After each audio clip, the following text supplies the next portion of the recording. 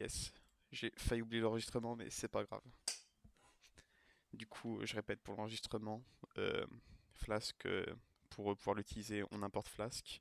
Pour définir une page, on importe, on fait uproot, puis on met le chemin de l'URL en chaîne de caractères en paramètres.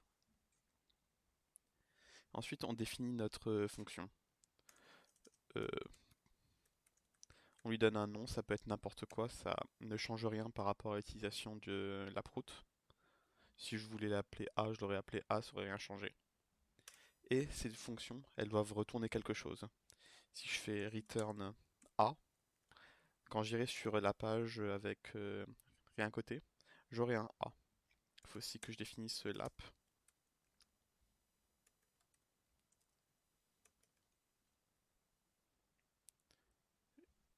Et pour faire fonctionner pour lancer le serveur Flask, on doit mettre plusieurs fonctions. Là, enfin plusieurs choses dans le terminal. La façon dont vous l'écrivez, ça change en fonction de si vous êtes sous Linux ou sous Windows. Si vous êtes sous Linux, vous allez devoir écrire export Flask app égale le nom de votre fichier. Moi, c'est fichier.py. Et si vous êtes sous Windows avec le PowerShell, ça sera $env flask app égale fichier.py. Comme ici j'ai un terminal WSL, je vais utiliser commande Linux. Du coup, export flask app égale fichier.py. Comment ça? Sans espace entre le égal et le fichier.py.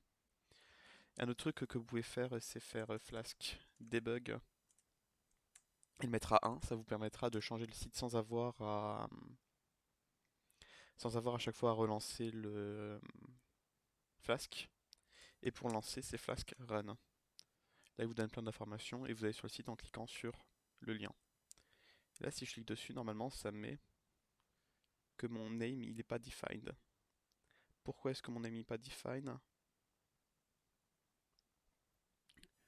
J'en ai aucune idée. J'ai déjà des problèmes. Je vais mettre tous les imports que j'ai d'habitude. Ça doit être dans le tas.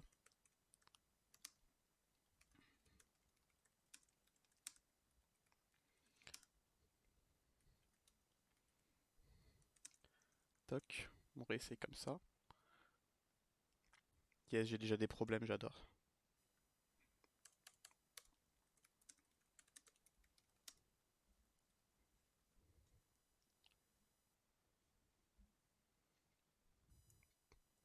Je vais juste tricher très rapidement et copier ce que j'avais dans mon fichier de test que j'ai fait juste avant.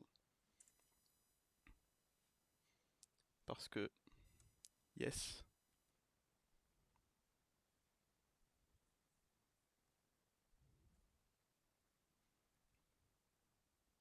Est-ce qu'il est là? Non, il n'est pas là. Ça va être trop bien si j'ai déjà des problèmes maintenant.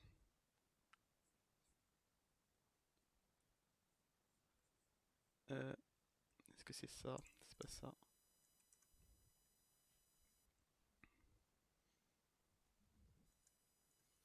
Hmm, j'adore. Si je lui mets n'importe quoi, est-ce qu'il me laisse tranquille? Yes. Du coup, on va dire qu'on lui met n'importe quoi parce que le underscore underscore name underscore underscore ne fonctionne pas pour une raison qui m'échappe. Bref, c'est comme ça que vous créez une application Flask. App Flask, une chaîne de caractères apparemment. Puis après, pour créer une page, uproot slash. J'ai pas compris utiliser debug. En gros, si je mets le debug à 0 ici et que je lance mon application, là ça me mettra AA, vu que je return un AA. Par contre, si je mets juste un A et que j'actualise, il met quand même le A. Pourquoi? Parce que je suis pas en debug. Quand je suis en debug, par contre, et que je fais mon flask run, ici j'ai A. Quand j'actualise, j'ai toujours A. Mais si je mets AA, j'aurai AA ici. En gros, debug, ça me permet de, de changer de façon plus rapide le site quand tu fais des changements. Ça change rien les doubles quotes au lieu de slash. Je crois que ça change rien, vu que le slash c'est un synonyme de rien du tout. On peut tester si tu veux. Toc toc. Yes, ça marche. Ah non, ça marche pas. Par contre, si je mets mon slash ici, non plus. Ok, les URL elles doivent commencer avec un slash. Je crois que la question c'était surtout si c'est des simples quotes ou des doubles quotes. Ah oui, ok. Alors les simples quotes et double quotes, oui, ça change rien en Python.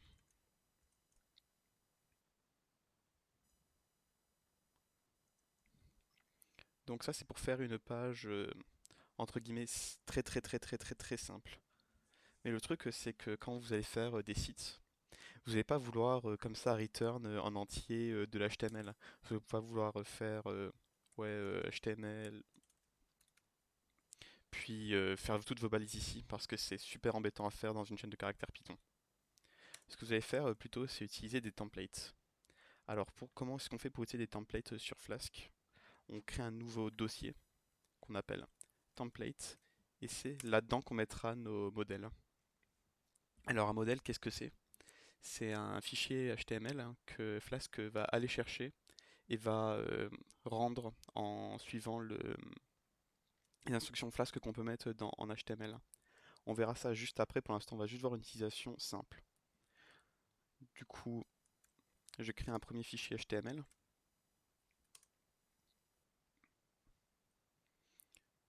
euh, dans lequel on va mettre plein de A. Et comment est-ce que je fais pour rendre ce fichier HTML depuis mon truc Python?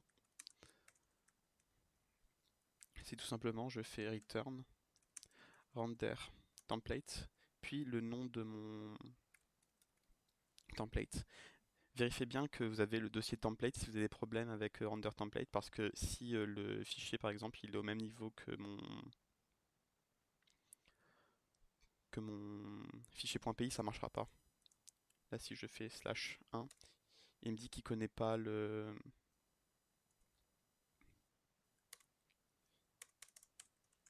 me dit qu'il le connaît pas. Voilà, template not found. Et là,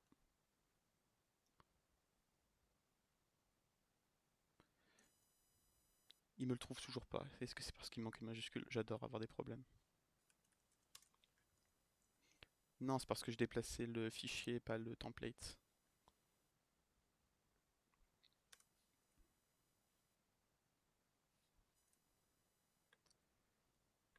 Et du coup, là, pas de majuscule.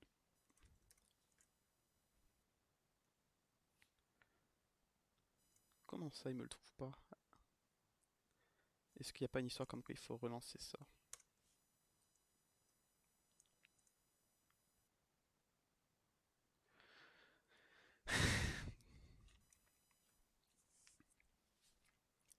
Un point HTML, le template il est là, il est bien dans le template.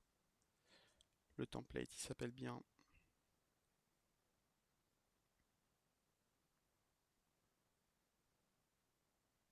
template. Faut pas mettre un S. Il faut sans doute Je mettre un suis S. passée problème, je crois. Yes, merci. Aussi, genre, si vous pouvez prendre la parole comme ça plutôt que d'écrire dans le chat, il y a plus de chances pour que je vois ce que vous mettez. Enfin, que j'entende ce que vous dites plutôt que ce que je vois ce que vous mettez dans le chat. Du coup, c'est comme ça qu'on fait pour rendre un template. Mais vous allez me dire, mais ça sert à quoi à part juste copier-coller le contenu du fichier et le return? En fait, il y a un avantage avec les templates aussi, c'est qu'on peut passer des arguments à l'intérieur de ce template.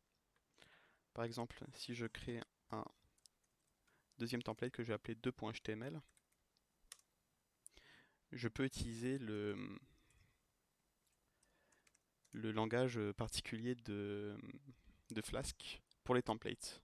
C'est avec Jinji, je crois, 90% sûr.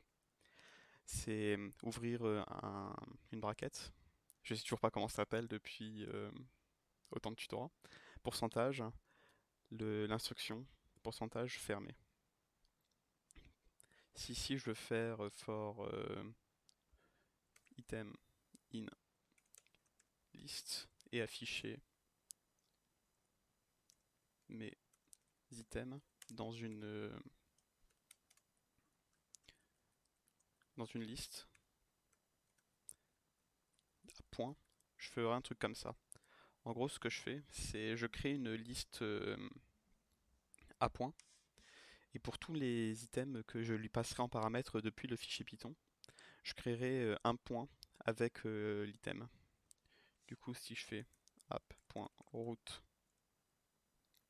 de def,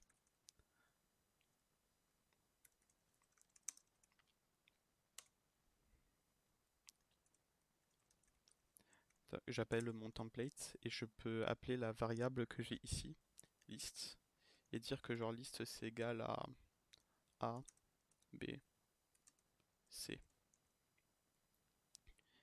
Est-ce qu'on aura problème cette fois-ci? Yes. Parce que j'ai oublié le slash. Mais est-ce qu'on aura un autre problème cette fois-ci? Non. Parce que ça fonctionne. Du coup, en Flask, vous pouvez comme ça sur vos templates passer des paramètres. Et c'est ça qui rend le framework vraiment intéressant. Et c'est pour ça qu'on vous l'apprend à Athènes. Parce que c'est simple de comme ça passer des paramètres avec le langage particulier de Flask. Il y a plein d'instructions comme ça. Mais en règle générale, vous allez juste utiliser ce for et d'afficher des trucs comme ça. Maintenant, on va très rapidement voir comment est-ce qu'on fait pour récupérer des données. Alors, pour récupérer des données, on fait un nouveau app route /3 def page 3. Alors, en HTML, vous avez deux façons de passer des données. Vous avez avec post et avec get. C'est deux méthodes différentes. Et ici, on va utiliser la méthode post. Globalement, ça fonctionne de la même façon. Mais on va quand même mettre les deux dans l'entête. Get, virgule, post. En gros, ce que ça veut dire, c'est que cette page, elle existe quand il y a des méthodes get qui sont passées ou des méthodes post. Par défaut, si vous mettez get, la page elle sera tout le temps disponible. Mais si je mets juste post, ici dans le methods, mon /3, il n'existera pas. Parce que j'ai pas de méthode post. Et parce que j'ai pas de soulign ici. Du coup, parce que j'ai pas de post, là il me dit ouais, j'ai pas de page à afficher parce que j'ai pas la méthode. Mais si je mets mon get,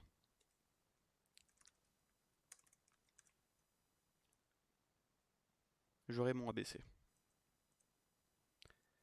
Donc ça, c'est les méthodes get et post. Le get, il est tout le temps là, le post, il n'est pas tout le temps là. Et comment est-ce qu'on fait pour passer des éléments en get et en post depuis HTML? Yona, hier, il a dû vous parler de formulaire.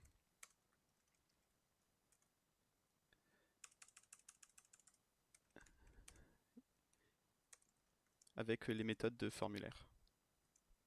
Dans les formulaires, vous pouvez mettre des inputs. Ils ont un type et ils ont un name. Et dans les inputs, on met un submit quand on a fini.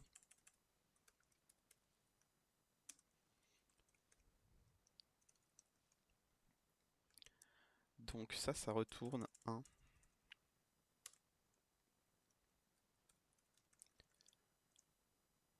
une page avec un endroit où je peux mettre du texte et un bouton qui me ramène sur la même page quand je clique dessus. Pour l'instant, il fait rien parce que je récupère ni les données qu'il me donne. Je fais que de render le template et de revenir sur la même page. Mais du coup, comment est-ce que je fais pour récupérer les données? Déjà, on va gérer le cas dans lequel il n'y a pas de données qui sont passées. If not request method. Du coup, si j'ai pas de méthode post, c'est le cas qu'on a vu avant où j'avais l'erreur quand je mettais pas de get et juste post. Du coup, si j'ai pas mon post, je vais directement mettre le 3. Else return ABC. Du coup, dans le cas là, la première fois que je vais sur la page, j'aurai mon formulaire. Et si je rentre quelque chose et que j'appuie sur fini, j'irai sur la page ABC. C'est parce que ici, mon méthode .post, il existe. Ensuite, je vais vérifier que la donnée que j'ai, elle vient bel et bien de l'input ici. Pour faire ça, je vais faire end not request.form.get mon texte. J'ai bien appelé comme ça. Oui, avec un E. Ça, c'est request pour la question. En faisant ça, du coup, je vérifie que j'ai bien ma méthode post et que mon post il vient bien de mon texte. Soit j'ai une méthode post ou une méthode post qui contient pas mon texte. Mon texte qui correspond à lui. Soit je retourne ABC. Du coup, vous avez deviné que le request.form.get ça correspond à ce qu'on a mis dans le formulaire. Du coup, si je fais return ça, ce que j'aurai c'est une page qui, quand j'appuie sur le bouton, il me retourne une nouvelle page avec le texte que je viens de rentrer. Du coup, c'est de cette façon-là que vous allez récupérer les données que passent les utilisateurs dans un formulaire. Si vous voulez faire des plus grands formulaires avec plus d'input, vous pouvez. Je peux faire mon texte 2 et ici récupérer aussi mon texte 2.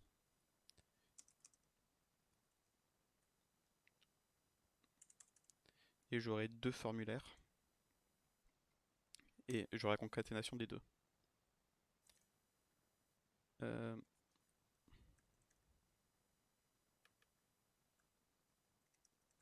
C'est ça ton problème?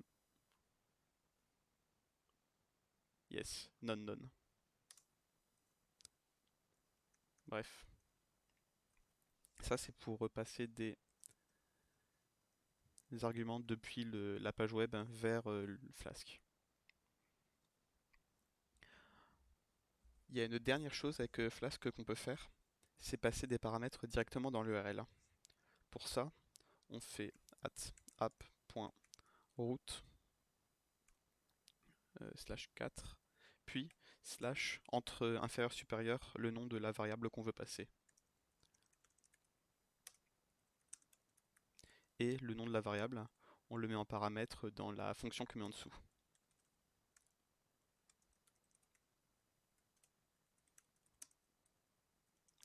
Ce que ça me permet de faire, ça, c'est de passer quelque chose dans l'URL.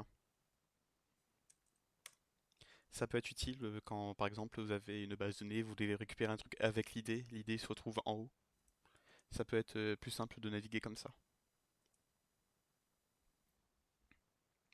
Donc là, globalement, c'est tout ce que vous aurez besoin de savoir pour gérer Flask.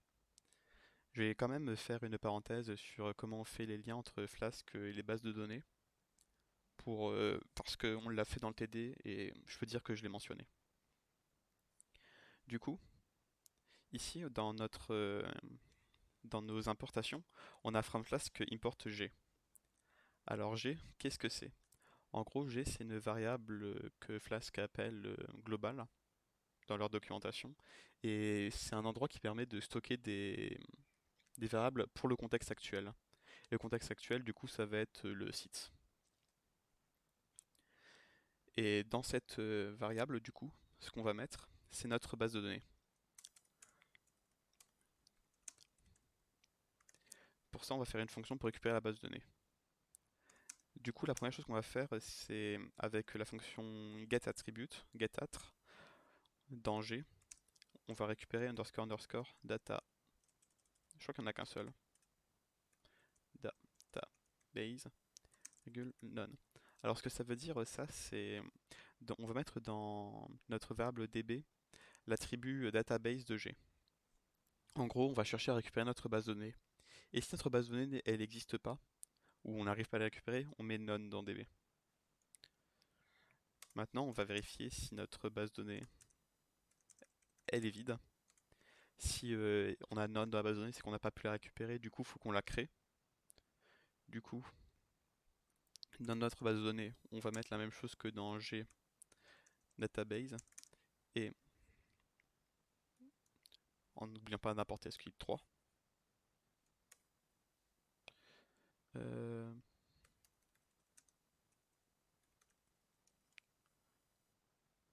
Égal SQL 3 connect database, et je vais en créer une très rapidement pour l'exemple.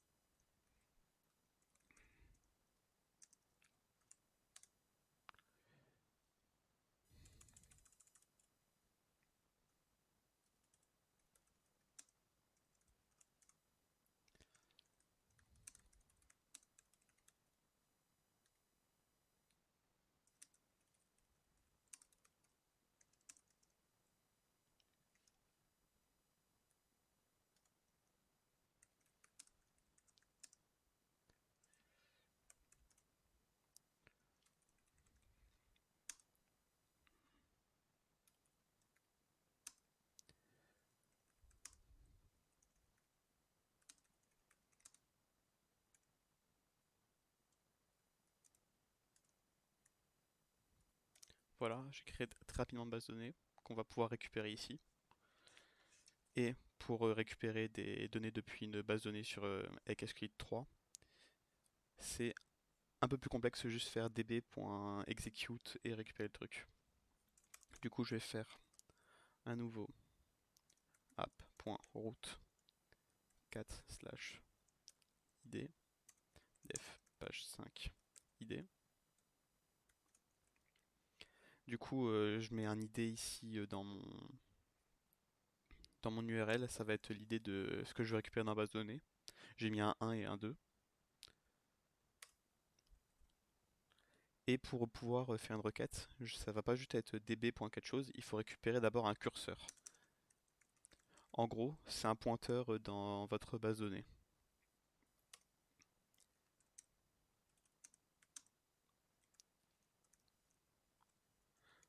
Et à partir de ce curseur, vous pouvez faire des requêtes en faisant execute select étoile from test where c'était qui equal point d'interrogation. Alors, je vais tout de suite le dire. Quand vous faites des requêtes comme ça avec Flask, avec SQLite 3, faut pas faire de concaténation comme ça, comme ça. Pourquoi est-ce qu'on doit éviter de faire ça? Parce que quand on fait une concaténation comme ça entre notre requête et du texte, qui ici sera ce qu'on met ici, si quelqu'un veut finir notre requête SQL en ajoutant des choses, puis ajouter une autre requête en dessous, il n'y a rien qui l'en empêche. Et si on fait comme ça une concaténation, ici je peux écrire une requête qui me permet de détruire ma base de données, et c'est pas fou si je laisse l'utilisateur faire ça. Du coup, à la place, ce que je fais, c'est je mets un égal point d'interrogation. Et en deuxième paramètre, je fais un tuple avec mon ID dedans. Que je vais appeler IDD parce que ID c'est un mot-clé de Python et j'ai peur qu'il fasse n'importe quoi.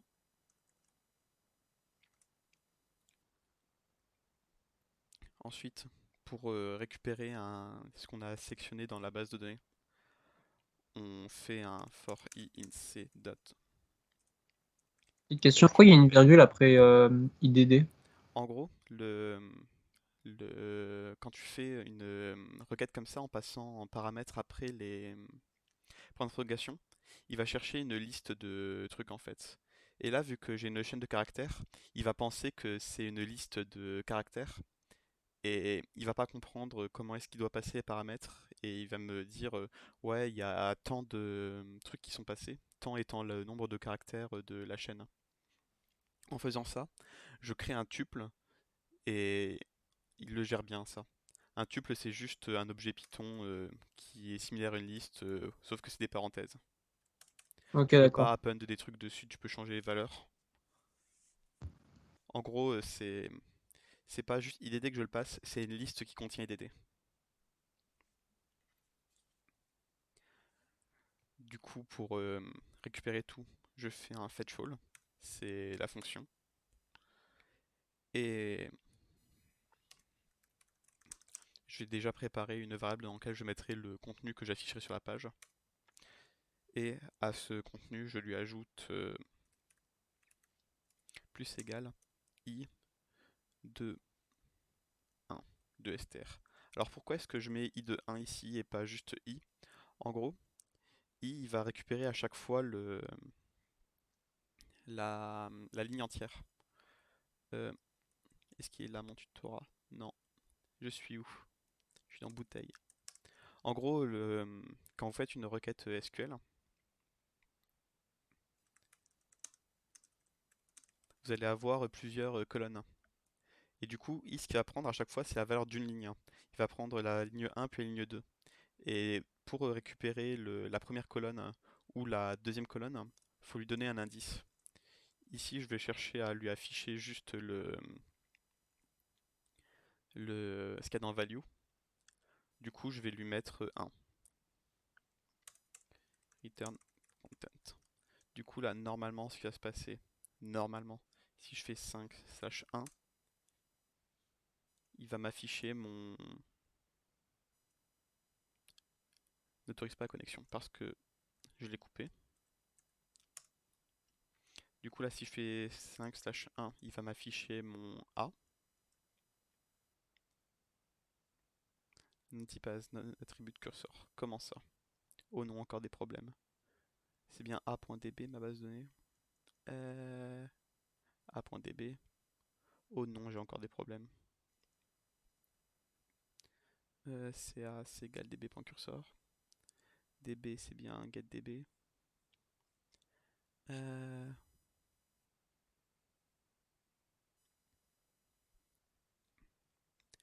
Parce que je le returne pas.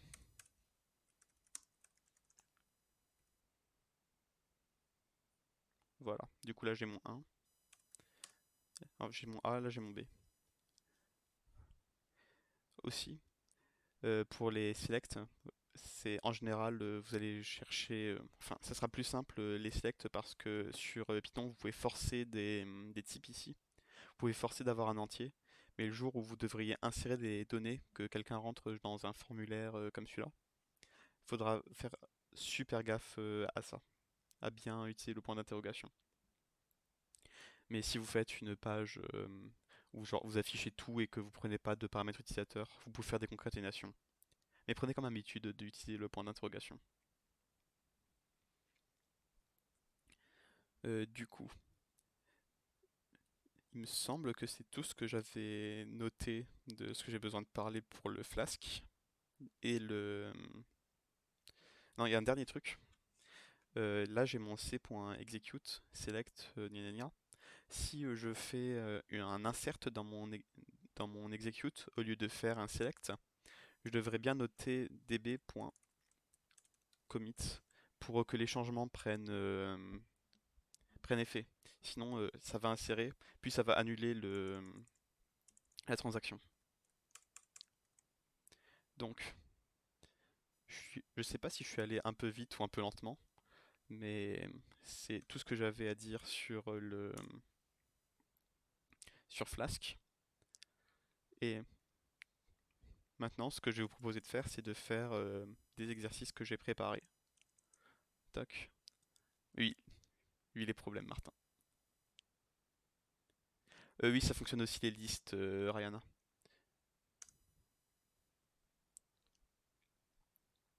C'est juste qu'il a besoin d'avoir un objet qui contient des objets et et où les indices peuvent être utilisés. Du coup, je vous ai préparé un exercice dans ce Git. C'est globalement la même chose que le TD de WebBD, sauf qu'avec une autre base de données avec d'autres trucs demandés. En gros, je vous donne une base de données avec le script pour la générer et insérer des données. Et il faudra, sur cette base de données, créer une page d'accueil dans laquelle on mettra tous les liens vers les différentes pages qu'on créera au fur et à mesure du TD.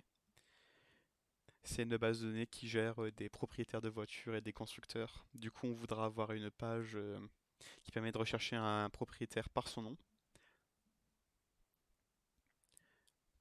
Euh, yes, quand on clique sur le nom d'un propriétaire, on peut accéder à sa liste de voitures. Et dans cette liste de voitures, on aura un bouton quelque part qui nous permettra de trier les véhicules par chevaux ou par couleur dans l'ordre alphabétique. C'est juste pour faire des requêtes SQL ça. Ensuite, on aura une autre page où cette fois-ci on aura tous les constructeurs de véhicules. Quand on clique sur un constructeur, on a la liste de leur modèle de véhicule. Et,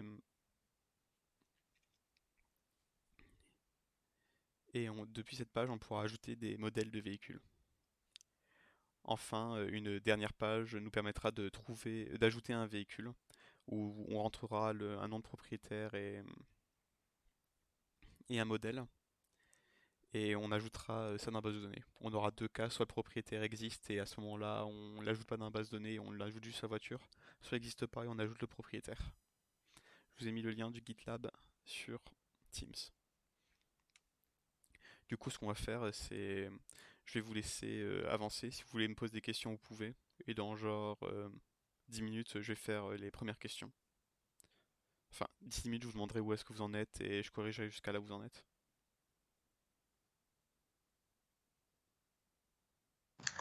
J'aurais des questions sur le fichier .py que tu as fait Euh, tout à l'heure. yes, je vais ajouter des commentaires très rapidement, puis je le mets aussi sur le Git. Mais tu peux poser des questions maintenant si tu veux. Pourquoi pour savoir si tu utilises get ou post, tu as le if not request method, mais tu as aussi et on n'a pas le get mon texte. En gros, euh, Pas la deuxième condition. en gros, en, en HTML, l'utilisateur il fait ce qu'il veut. S'il veut passer des informations avec gna gna gna, il peut. Je peux pas l'en empêcher.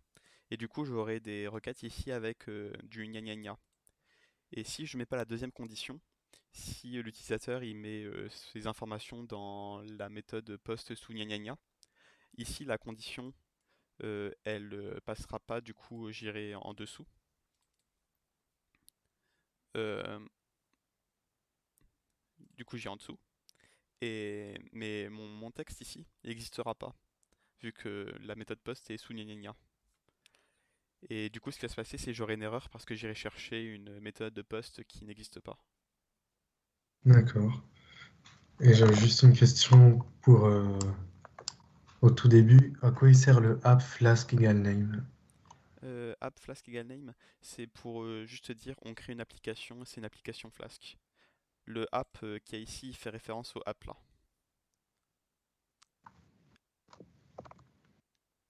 Ok. En gros, c'est une ligne à copier-coller.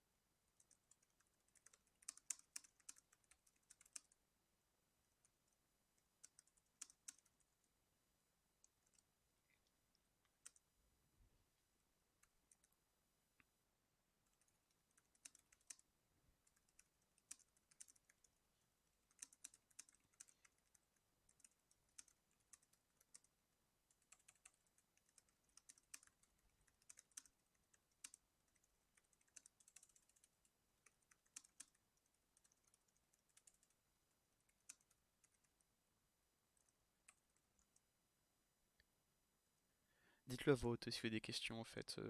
Je suis pas tout le temps sur le Teams.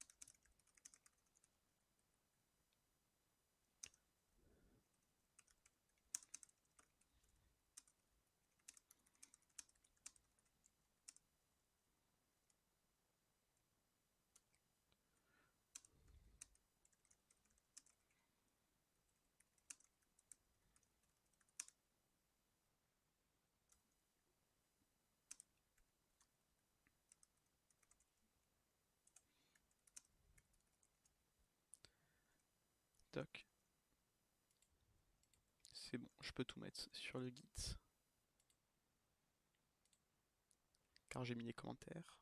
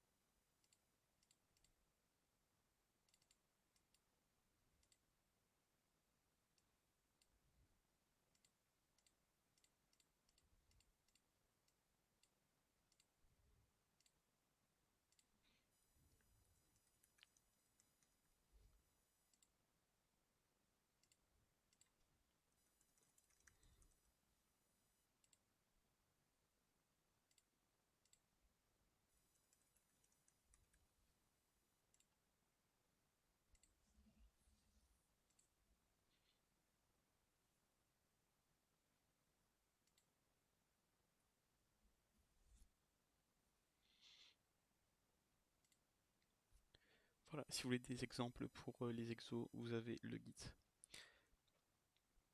C'est avec redirect pour faire un lien vers une autre page, oui.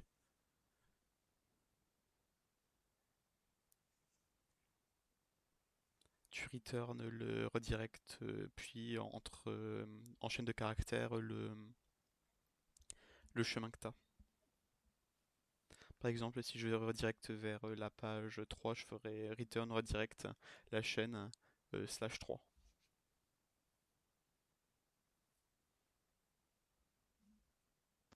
Il faut importer quoi pour redirect? De quoi? Il faut importer quoi pour redirect? Faut from flask import redirect. Donc, Il y a des redirects dans mon exo et j'en ai pas parlé. Oh non, je voulais vous en parler. Ah non, pourquoi il y a besoin de redirect?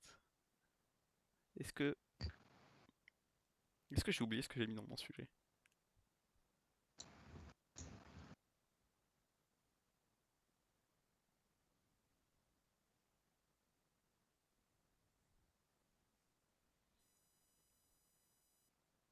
Sinon, oui, c'est ça, Jovan. mais aussi, si on fait return redirect, on pourrait tourner qu'un seul chemin. On peut pas en retourner plusieurs. Comment ça, plusieurs? Hmm. Il y a écrit qu'on fait une page d'accueil, on mettra les liens de toutes les autres pages au fur et à mesure. Et Oui. du coup, si on fait un redirect, on n'aura qu'une seule, on n'aura qu'un seul redirection ou pas plein. Alors, en fait, euh, tu vas un peu trop loin. En fait, tout ce que je veux, c'est une page d'accueil dans laquelle tu mets des liens avec comme ça.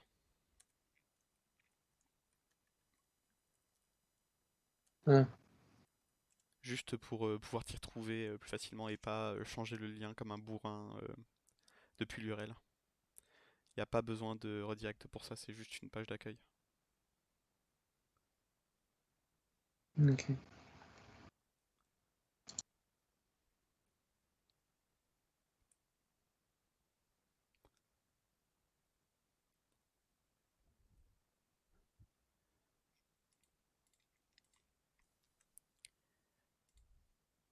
Aussi, je considère que vous êtes allé au tutoriel hier de HTML quand je parle, mais si vous avez des questions, vous ne savez pas faire des liens ou si un truc dont vous n'êtes pas sûr, vous pouvez quand même demander. Est-ce que tu pourrais redire ce qu'il faut mettre dans l'invite de commande là pour exécuter Flask, Oui. enfin avant Run T'es sous Windows ou sous Linux? WSL. Ok. Du coup, euh, toc toc, je te l'écris là. C'est export flask underscore app égale le nom de ton fichier python.py. Et pour être en debug, c'est export flask underscore debug égale 1. Sans Ok, espace entre le égal et les trucs avant ou après, sinon il te râle dessus. Ah oui, c'est quoi déjà de debug? Debug, ça te permet de ne pas avoir à relancer le Flask à chaque fois, puis Flask Run. En gros, si tu as pas Flask Debug 1, quand tu fais un changement, pour que le changement prenne effet, faut que tu coupes ton serveur, faut que tu relances.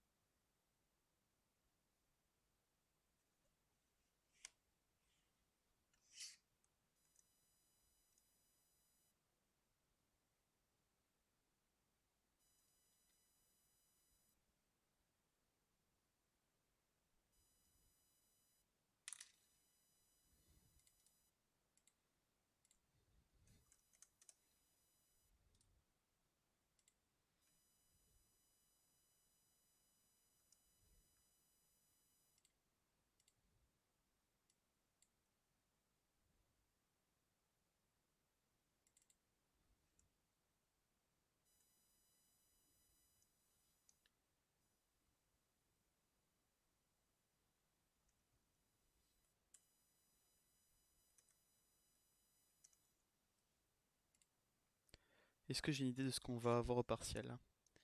Euh, c'est sans doute quelque chose qui ressemble à ça.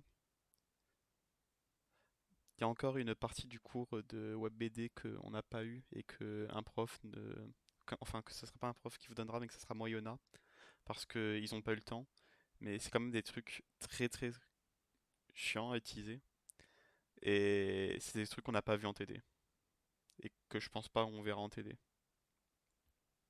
Du coup, je pense que WebBD, ça sera juste quelque chose comme ça. T'as une base de données, t'as Flask, tu dois faire un site pour récupérer des données et aller chercher des données. Peut-être un tout petit peu de CSS. Faire- Ok, mais en plus long quoi. Euh, Peut-être, je sais pas. Je trouve qu'il n'y a aucun intérêt de faire plus long que ce que je vous donne là. Genre, tu vérifies que la personne sait bien, tu vérifies que la personne sait bien récupérer des données, tu vérifies que la personne sait bien euh, envoyer des données, tu vérifies que la personne sait bien faire un lien avec la base de données. Rapidement, tu vérifies que la personne sait bien utiliser les URL, et c'est tout ce qu'il y a à vérifier en fait. Du coup, je serais surpris s'il y avait plus que ça. Derrière, peut-être qu'il y aura des questions à droite, à gauche, ou peut-être que ça sera juste un test d'une heure, je sais pas.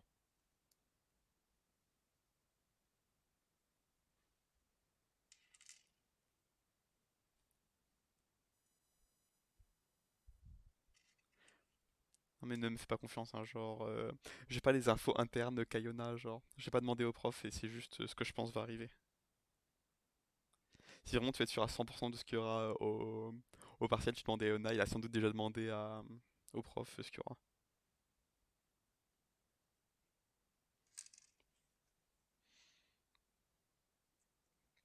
Tu peux te remettre sur Visual Studio Code, s'il te plaît? Encore, mais le fichier il est sur le Git. Il y a juste pas les commandes de Flask parce que, ouais, je voulais les mettre.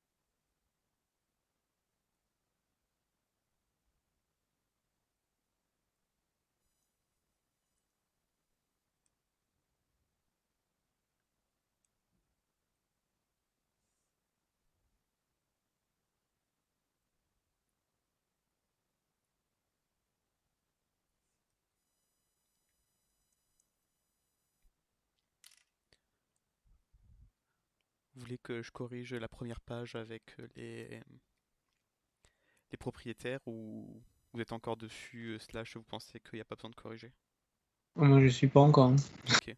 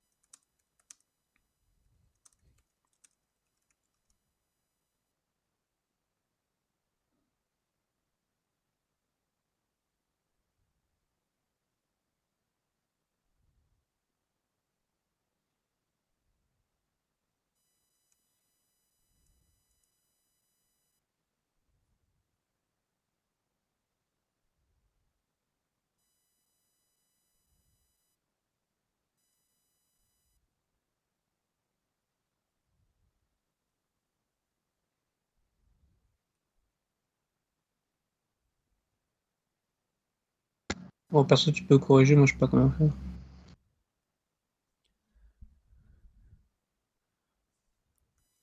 Toc. C'est bon pour tout le monde si on corrige maintenant la première partie avec la page permettant de rechercher un propriétaire par son nom.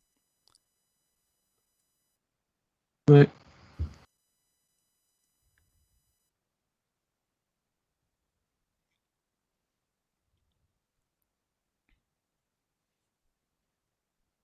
Du coup, la première chose que je vais faire, c'est faire un gros copier-coller de mes imports et de l'application. Un gros copier-coller de ma base de données et de mon getDB. Ça, il n'y aura rien qui change par rapport à ce que je viens de montrer dans l'exercice. Yes. Toc toc. Et je crée mon dossier templates avec un S cette fois. Du coup, l'exercice qu'est-ce qu'il nous dit? Faire une page permettant de rechercher un propriétaire par son nom. Du coup, là, on aura une page dans laquelle on devra avoir un formulaire dans lequel on rentre le nom du propriétaire. Du coup, on va créer un nouveau fichier. On va Faut déjà l'appeler... la page d'accueil, non? De quoi? Faut déjà la page d'accueil, non? La page d'accueil, je la skip parce que... Voilà. Si tu veux, je la fais, mais il n'y a pas trop d'intérêt, surtout pour l'instant que la page d'accueil, limite, je pense que c'est mieux de la faire à la fin, ou t'ajoutes tout d'un coup. Mais pour l'instant, j'ai absolument aucune page, du coup, je vais pas commencer par page d'accueil. Ouais, je triche. C'est moi qui ai fait l'exo, je fais ce que je veux. Hash proprio.html HTML. Du coup, on va vouloir rechercher un propriétaire par son nom. Du coup, on aura un formulaire dans lequel on va, avec la méthode post, dans les formulaires, on précise la méthode qu'on utilisait, post2get. Par défaut, ici tout le temps post. Il y a très peu de différence. Et dans le formulaire, on a un input, un retour à la ligne, et enfin un truc de texte, un retour à la ligne, et un bouton submit qu'on va appeler OK. Du coup, ça va être notre page où on va rechercher le propriétaire. Maintenant, on veut une page où on va avoir la liste des résultats des propriétaires qu'on a trouvés. Parce que vu qu'on recherche quelqu'un... Non, d'abord, ouais, on va faire les choses une... Non, je vais d'abord faire l'autre truc. Là, on a le truc où on recherche le propriétaire. Maintenant, on va faire un résultat proprio.html dans lequel on va afficher les résultats. Du coup, on va Tu encore peux faire une revenir sur Proprio parce que j'ai pas vu. yes. En gros, dans Proprio, c'est juste un formulaire dans lequel je mets ma recherche de texte. BR, c'est un retour à la ligne, puis un bouton Submit.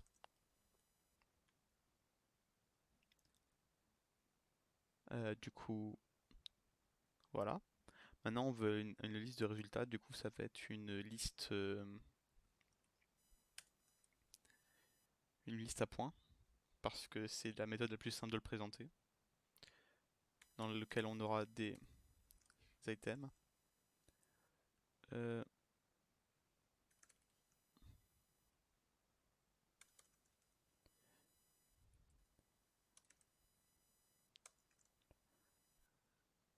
euh, yes. Du coup, là, on aura notre propriétaire. et on va pouvoir l'afficher dans ma liste. Du coup, voilà. Maintenant, on va faire les pages qui géreront Mais je comprends pas, genre dans Résulte Proprio, là, ta boucle for, c'est quoi liste? En gros, il est où? Il est là. For propre in list. Ok, je crois que c'est le 2, il est là.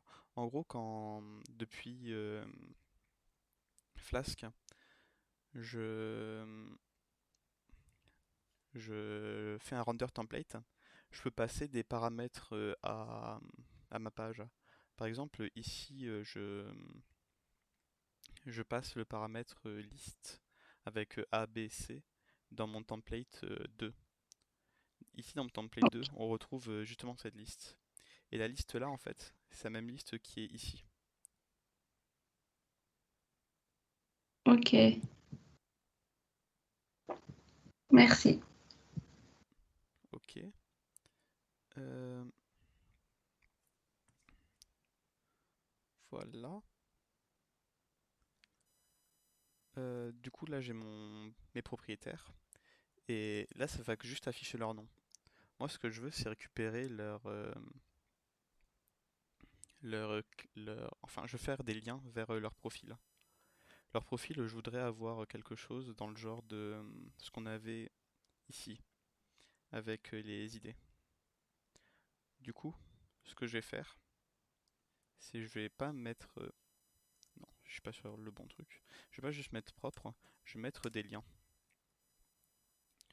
Du coup, ici, je vais mettre prop de 1. Je suis 90% sûr que j'ai le droit de faire ça. Ici, prop de 0. Href slash list slash prop slash le numéro de mon propriétaire. Du coup, je vais déjà faire un test pour ça. App. J'ai oublié le mot-clé. Route slash list proprio. Je vais juste vérifier que ça fonctionne, ma boucle ici, qui me donne mes noms de propriétaires et leurs trucs. Du coup,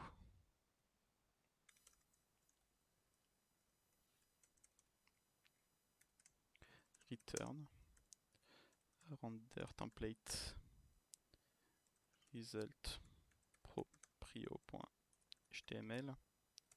virgule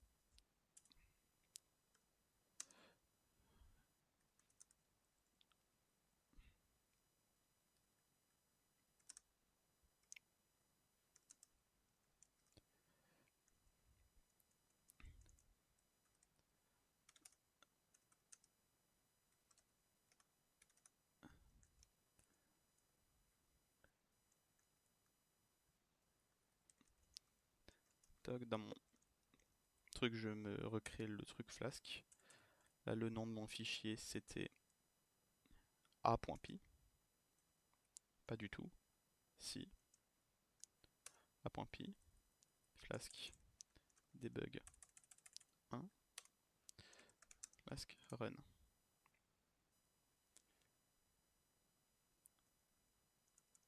404 not found. Oui, parce que j'ai pas de main. Mais si je fais mon slash list, take two position argument, but two were given. Comment ça, two were given?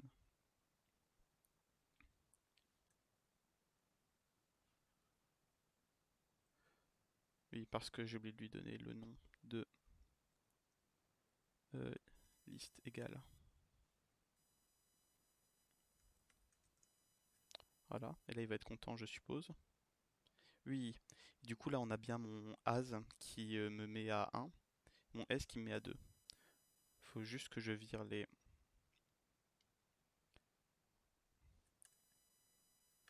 crochets ici, enfin les guillemets. Et là j'ai bien mes liens qui fonctionnent. Du coup, ici, on a un truc qui peut nous permettre d'afficher la liste des propriétaires et d'avoir leur lien. On fera ça plus tard. Ensuite, on avait ici notre truc qui nous permet de rechercher les propriétaires. On va déjà créer une page pour slash resh def resh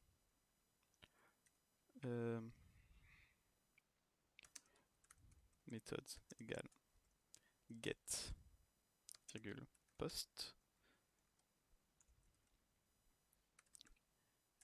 Je vais complètement copier-coller ce que j'avais fait avant.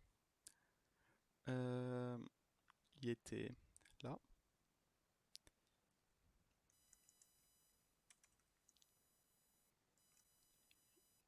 C'était... j'ai oublié de donner un nom. Name égale proprio name. Avec des noms toujours aussi faciles à retenir. Qu'on ne confondra jamais. Return render template.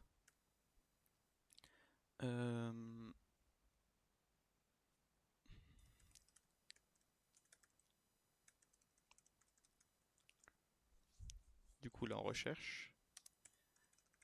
Sinon c'est qu'on a un nom de proprio. Sinon on va vouloir faire une requête SQL pour retrouver le nom du propriétaire. Alors, est-ce que j'ai ma base de données qui traîne dans un coin avec mes propriétaires pour que je vous montre ce qu'on va faire? Est-ce qu'elle est remplie la base de données là ou pas? Oui, elle est remplie. Du coup, en gros, dans le sujet qui est ici, je donne l'exemple que si on recherche achat, on doit avoir Rally et Ma qui apparaissent. Comment est-ce que je fais pour refaire une recherche avec un nom, pour avoir juste ces deux personnes qui apparaissent?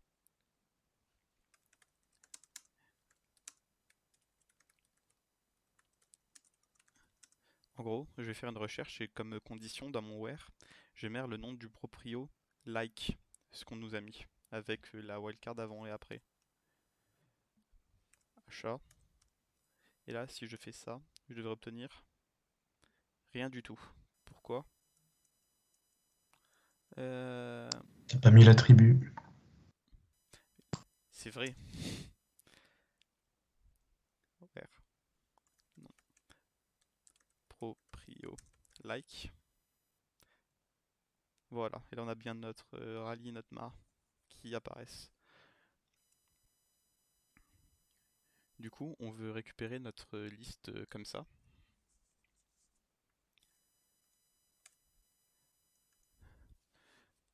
Sinon, du coup, on aura db égale get db. C'est bien a.db, oui. Elle retourne bien, oui. cc db.cursor c.execute select étoile from propriétaire, c'est ça, oui. Where non proprio like et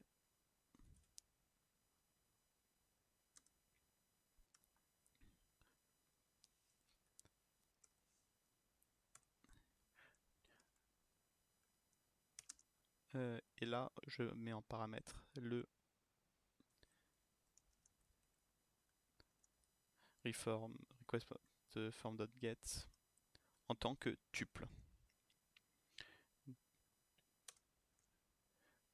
Maintenant que j'ai mes listes de propriétaires, ce que je vais faire du coup c'est je vais tout récupérer. Fetch all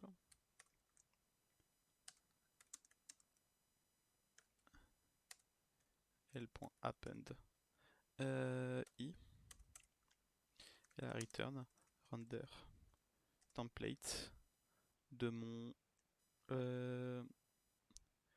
résultat proprio.html avec ma liste qui est égale à L. Du coup, slash resh. Qu'est-ce qu'il n'aime pas? J'ai pas sauté la ligne à la fin. Si, j'ai sauté la ligne à la fin. Qu'est-ce qu'il n'aime pas? Pourquoi il est pas content?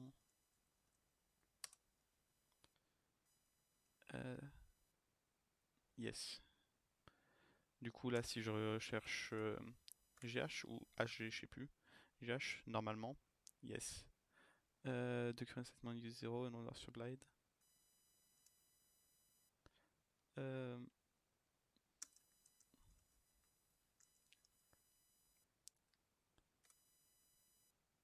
Ok, il aime pas. Est-ce que là, il aime bien? Il aime toujours pas. Est-ce que c'est parce que j'ai pas relancé? Ok, il est pas content et je vais m'amuser. Yes.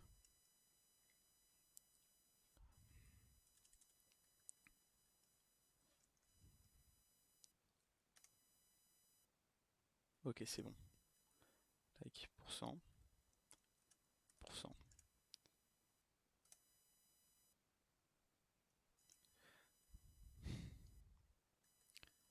Yes. En gros, là, le truc, c'est que je sais pas comment on fait des likes en mettant des paramètres comme ça.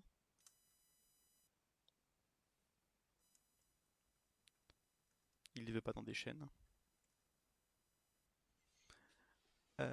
Yes. Ouais, bon, venez, on recherche les noms exacts, ça sera plus simple. Je change les règles.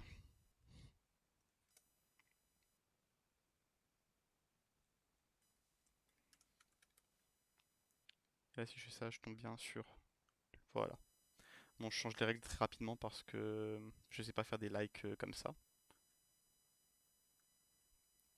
Je regarderai après pendant que je vous ferai continuer, après avoir montré comment on fait les pages. Du coup, là, on arrive bien sur notre page avec le propriétaire 4. Et sur cette page, on voulait voir les voitures du propriétaire. Du coup, ce qu'on va faire, c'est app.route slash prop slash idd avec def page prop idd. Voilà. Et on va récupérer notre db. On va récupérer notre curseur. c.execute. Les voitures, elles sont là. Tenez, elles sont là. Select étoile from voiture where id proprio égale mon point d'interrogation et en id proprio je mets l'idd for fetch all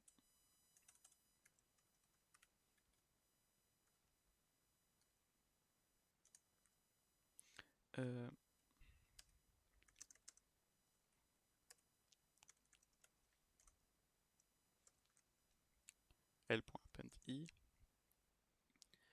et voilà. Est-ce que j'ai un truc qui m'affiche des résultats? Non, pas encore. Du coup, je me crée un nouveau fichier proprio.html.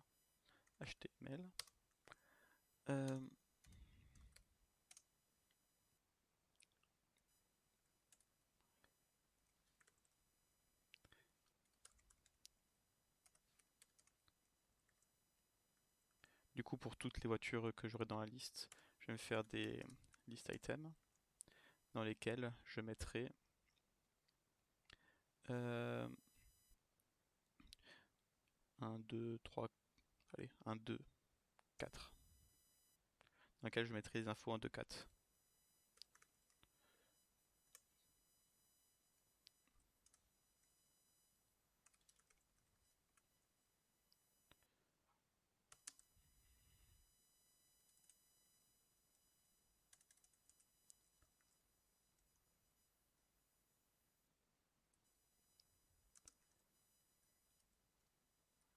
Voilà, toc toc. Et là, je fais render template, result proprio.html, virgule, list égale L. Et là, normalement, quand je fais mon actualisé, j'ai une erreur comme d'hab. C'est parce que je vais le return.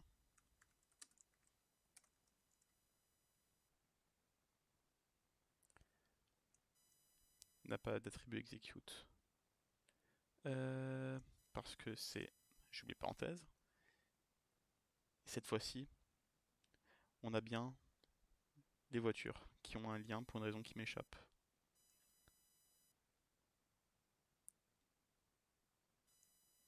Parce que j'ai mis result proprio et je devais mettre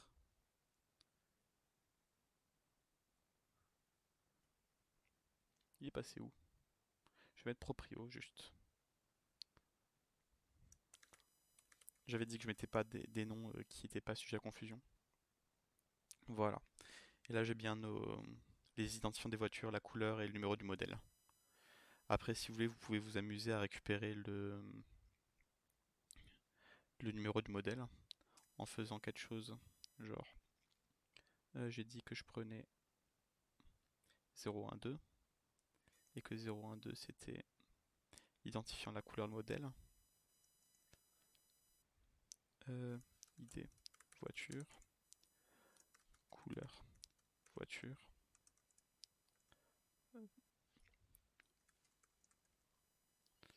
couleur voiture et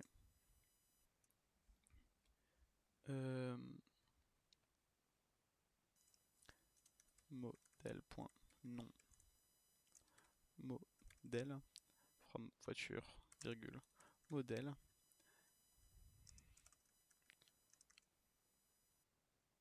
where voiture.id modèle égale modèle.id modèle. Et là du coup ce qui devrait se passer avec ça c'est que je devrais avoir, c'est pas du tout ce que je voulais, voiture.id couleur voiture modèle.nom modèle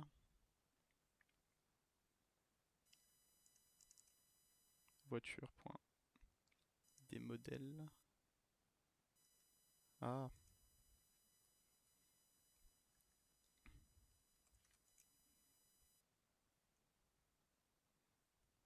qu'est-ce que j'aime pas quand j'ai un truc qui marche pas?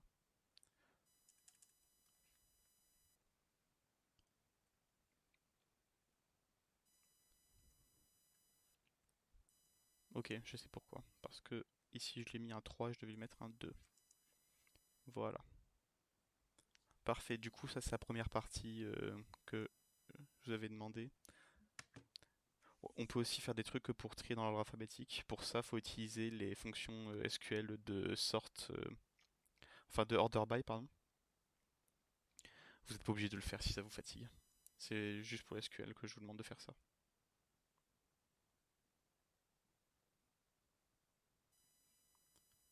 Du coup, vous pouvez continuer en faisant la page avec les constructeurs où on voit leur modèle. Et surtout, le bouton ajouter modèle.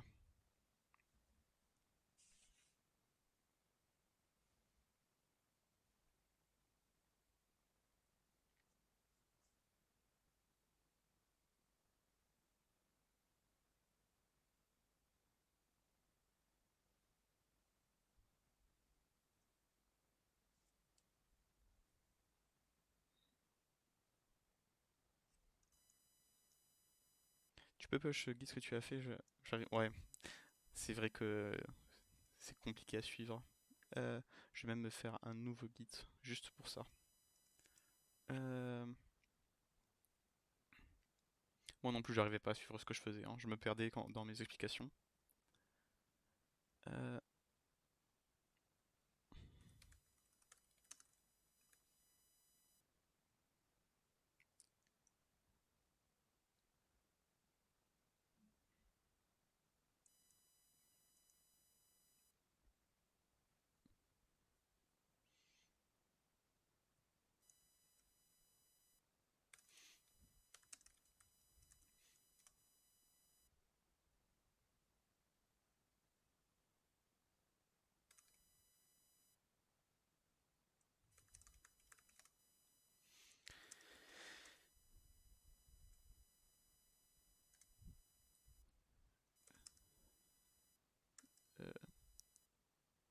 C'est quoi déjà? Git set remote? Je sais plus exactement.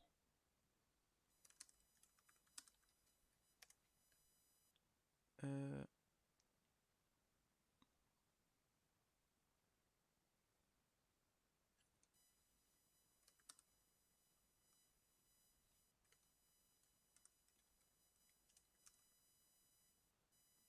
Voilà, c'est ça.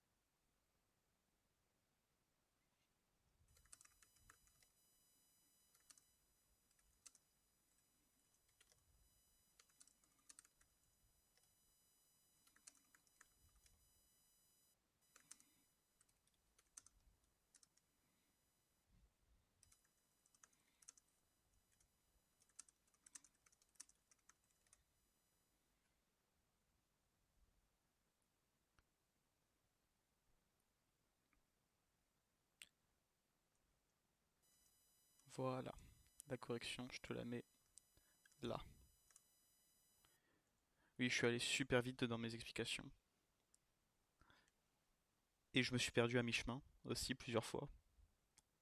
Mais t'éclatez pas. Si tu veux que je réexplique tout un peu plus lentement, je peux.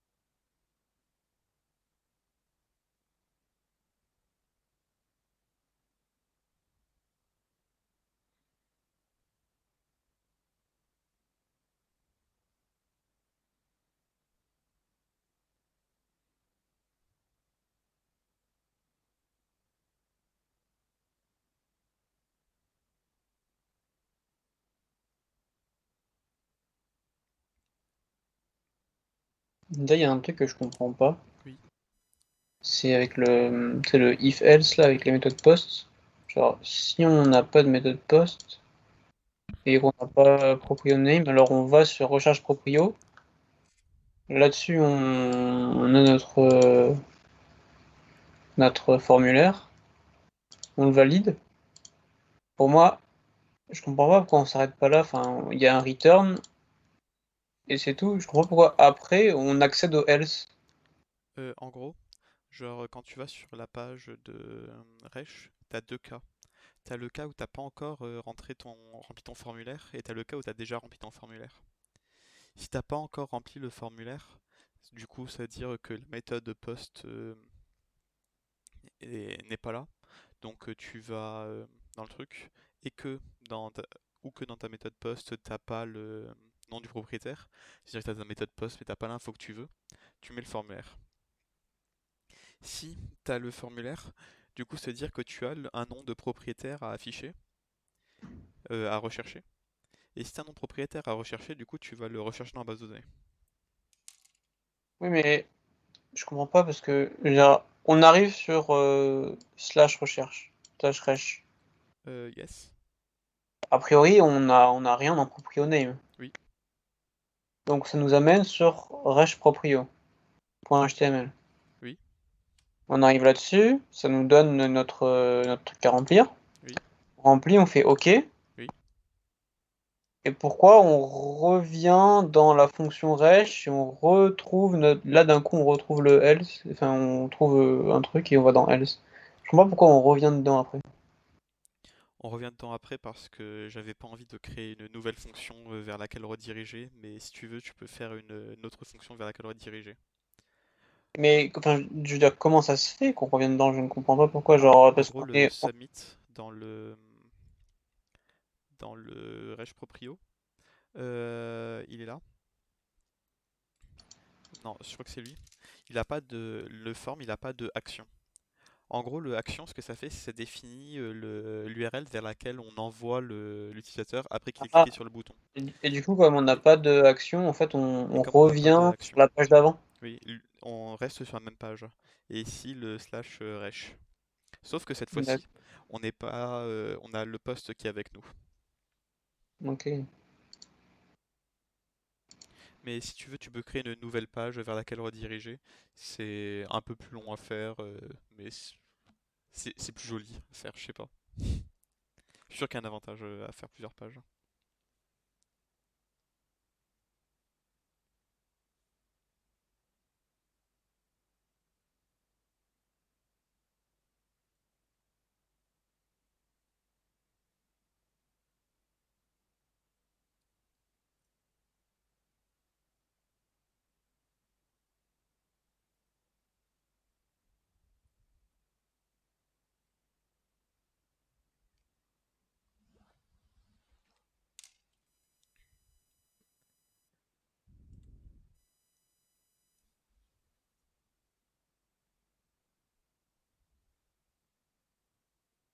Et pourquoi dans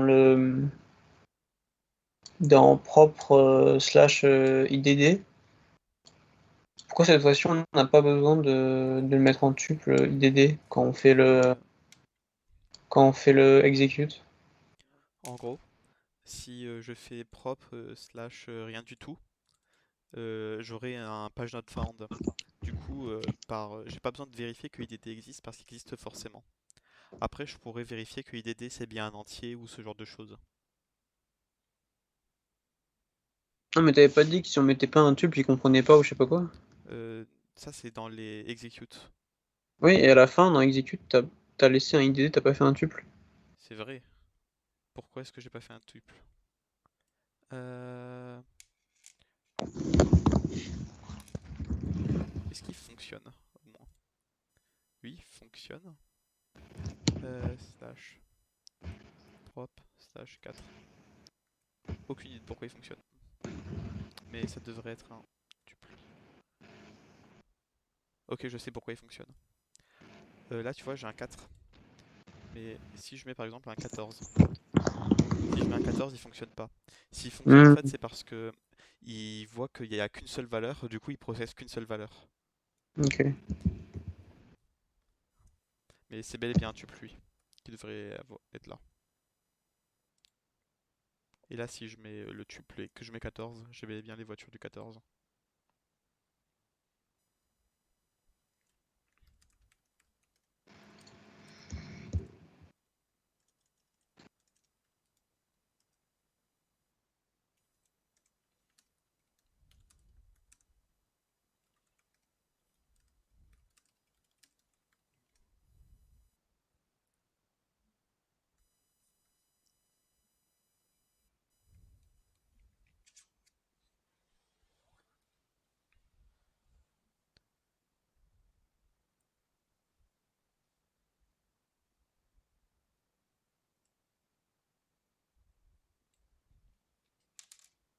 Et sinon pour faire le like, j'ai regardé.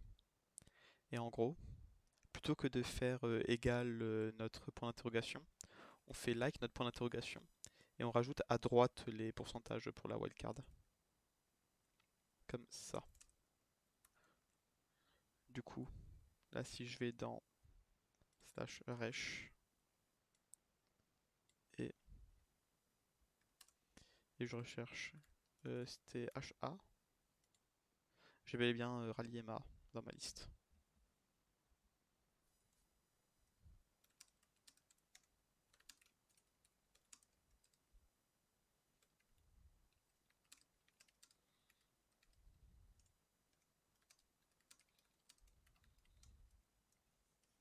Du coup, tu as quelque chose qui ressemble à ça, si tu veux faire le like.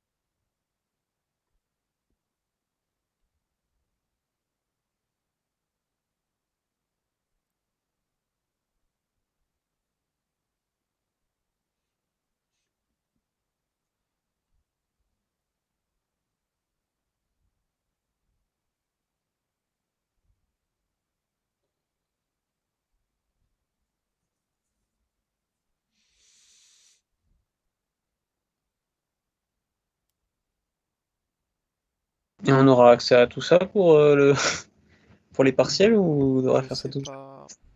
Parce que si tu dois faire ça de tête, oui, oui. Euh, ouais, faut pas le dire, mais moi non plus je fais pas de tête, hein. Le request méthode, ouais. Si je l'ai copié-collé, c'est pas parce que c'est plus rapide. Le request form get, ouais. Si je l'ai copié-collé, c'est pas parce que c'est plus rapide non plus. Et on m'a vu me foirer 2-3 fois et galérer. Du coup, ça m'étonnerait pas qu'on ait quand même le droit d'avoir quelque chose sous la main, genre les anciens TD. Ou alors qu'on nous donne quelque chose de déjà préfait, qu'on nous demande juste de compléter. S'ils nous demandent de faire un truc comme ça de A à Z, je serais très surpris.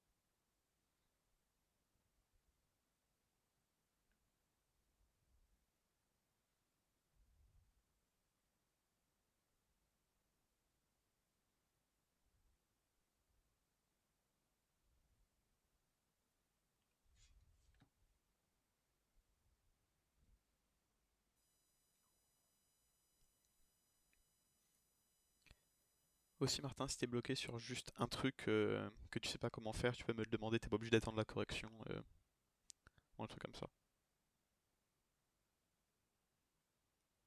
Martin ou les autres, hein.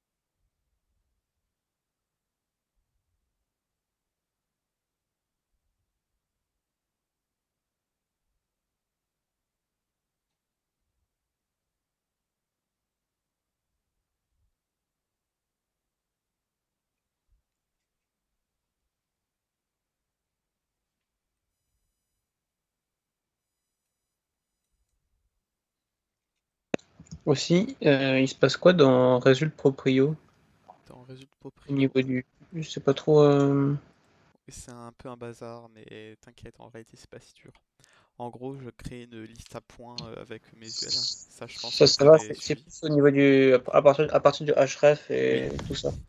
En gros, le href, si tu te souviens, c'est le Oui, lien oui, ça vers c'est. lequel ça amène. Oui, Et en à gros, partir. ce que je veux faire, c'est amener vers le propriétaire puis le numéro de mon propriétaire. Par exemple, si je clique D'accord. sur le propriétaire 14, je veux que ça m'appelle que ça m'amène à slash prop slash 14. Ok.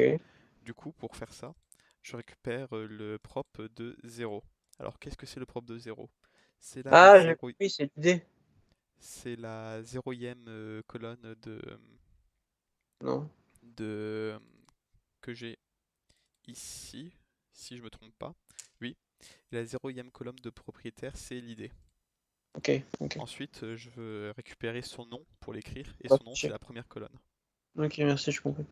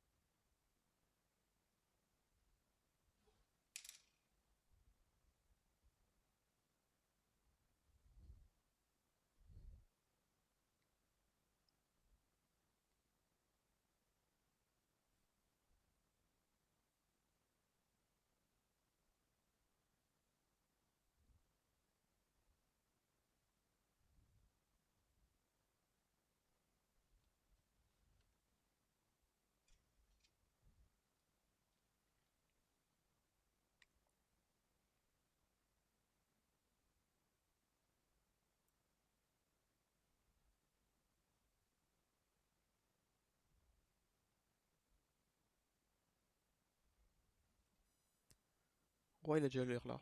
Vous voulez que je corrige la partie avec les constructeurs ou vous voulez préférer continuer et me dire quand vous avez des problèmes?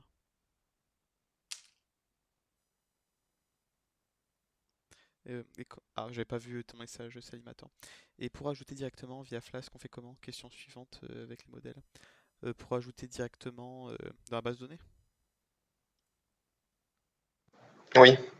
Alors, pour ajouter dans la base de données, euh, il est où mon fichier exemple? Il est là. Pour ajouter dans la base de données, c'est... Ah, du coup, je l'ai pas noté dans l'exemple, oui. Du coup, en gros, c'est exactement la même chose que ce qu'il y a ici, avec le curseur et l'execute. Il y a juste une ligne en plus à ajouter, c'est c.commit. Non, db.commit, pardon.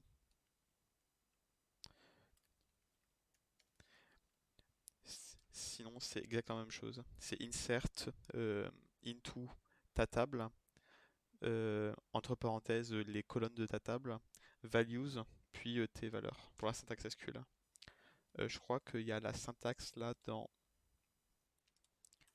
euh, dans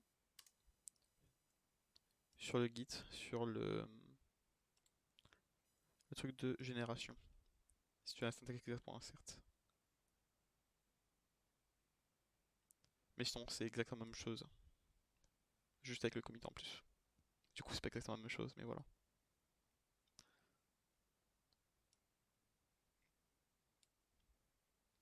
Ok, ça marche, merci.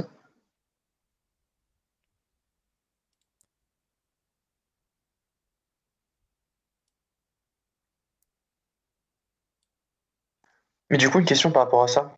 Oui. Parce que ça, je l'ai mis sur SQL 3, mais j'arrive pas à le save en .db. Tu fais .save, tu fais comment? Pour Parce que j'arrive pas à sauvegarder le save. quoi en .db? Ça, le .sql. Oui. Tu joues avec SQL 3 et enfin tu le fais avec SQL 3 et pour sauvegarder en .db. Alors, pour sauvegarder en .db, je vais la supprimer pour montrer comment on fait. Puis, ça, je vais tout copier.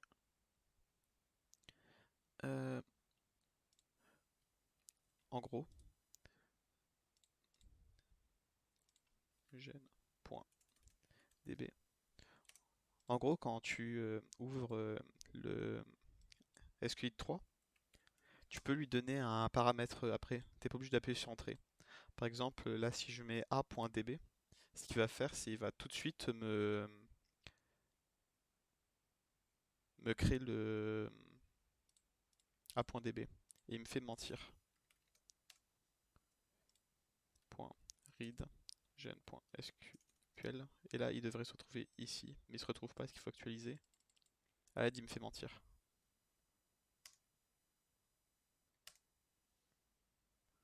Alad, il me fait mentir.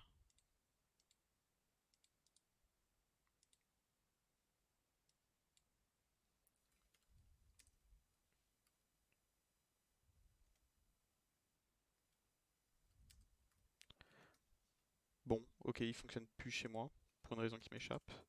Mais normalement, il faut juste mettre quand tu utilises SQL 3, il faut juste que tu mettes le nom de ta base de données à droite. Je vais tester Mais ça. après, quand tu fais .read, ça remplit automatiquement avec ce que tu as écrit avec les requêtes que tu as écrites dans gen.sql. Le .read, il lit ce qu'il y a dedans, oui. Ok.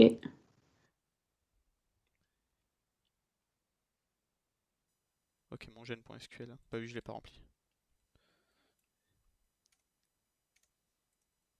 Et là, oui, ok, il me le crée pas parce que mon gen.sql était vide. Mais là, du coup, j'ai rempli mon gen.sql, j'ai fait mon truc.read. Oui, j'aurais dû le montrer ça, je pense, que comment on fait pour recréer la base de données.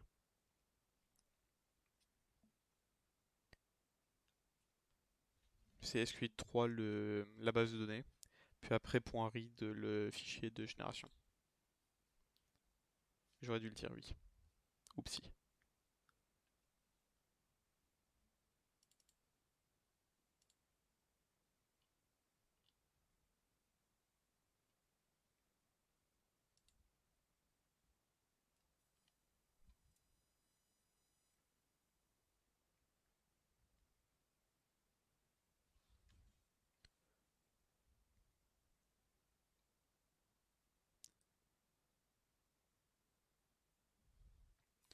Du coup, il est 58. Je pense que on va pas tarder à s'arrêter.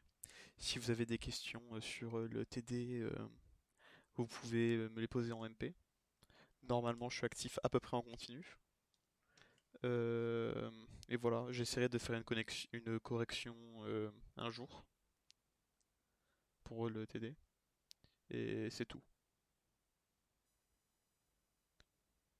Bye bye. Merci, Ça marche, salut. merci. Salut.